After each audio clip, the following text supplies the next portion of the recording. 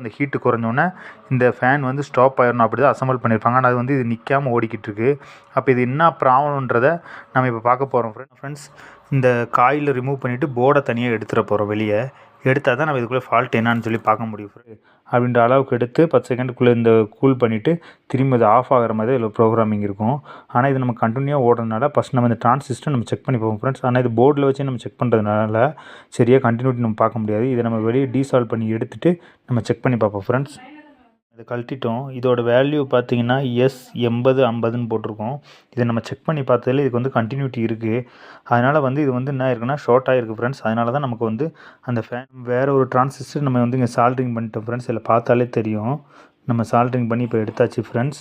இப்போ நம்ம என்ன பண்ணுறோம், இதை திரும்பி இந்த போர்டு அதே மணிக்கு அசம்பிள் பண்ணிவிட்டு செக் பண்ணி இப்போ ஆன் பண்ணியாச்சு ஃப்ரெண்ட்ஸ். இப்போ பார்த்தீங்கன்னா அந்த ஃபேன் ஓடலை, கண்டினியூவாக ஓடலை. இப்போ ஆன் பண்ணிட்டு நம்ம ஆஃப் பண்ணி பார்ப்போம்.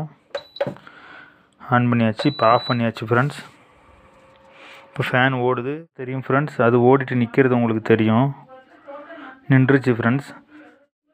அப்போ பார்த்தீங்கன்னா ஃப்ரெண்ட்ஸ் இதோட ப்ராப்ளம் வந்து இப்போ சால்வ் ஆயிடுச்சு.